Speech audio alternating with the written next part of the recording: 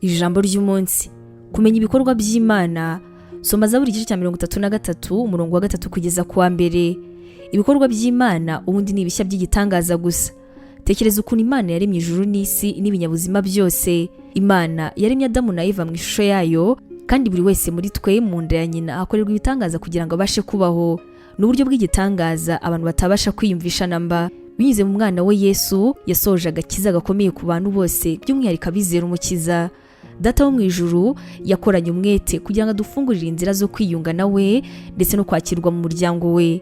Ntabwo ari ibyo gusa, ahubwo umurimo w'Imana uracyakomeje. Yesu niwe uhuza ibintu byose.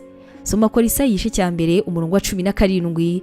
Kugira ngo tubashe kumenya ibikorwa by'Imana, dukeneye gusenga. Amasengesho ashingiye kuri Kristo agabanya ibitekerezo byacu kuri Nyagasani. Noneho dushobora kurushaho kumenya ibikorwa bye ndetse no kureba uburyo twifatanya nawe. Data arashaka kandi ko umutima n'ubwenge bwacu byiyegurirwa ubushake bwe.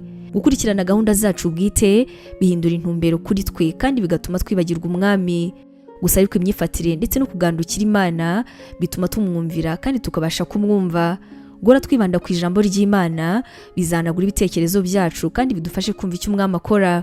Iyo duhuje izi disipurine n'ubushobozi bwo kwihangana, tuzabasha kwihagararaho neza kugira ngo tumenye yuko Imana ikora mu buzima bwacu ndetse no mu isi yacu. Muri gahunda ye harimo imiryango ndetse n'amahanga.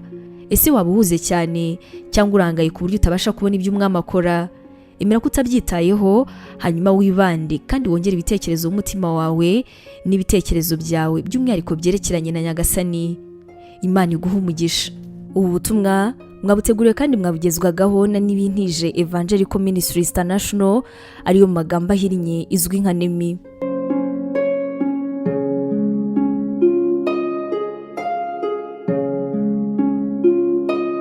Wabutekereza ko uhamagariwe gukora umurimo w'Imana?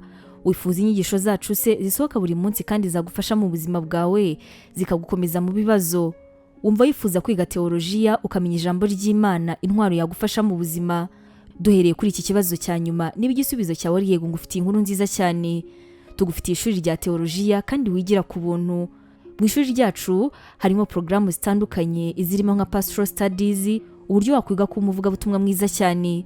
Tugira kandi biblical studies, iguha amasomo atandukanye ajyanye na Bibiliya. Dufite kandi Christian counseling, inama za Gikristo zigufasha mu buzima bwawe kandi zikagukomeza umutima.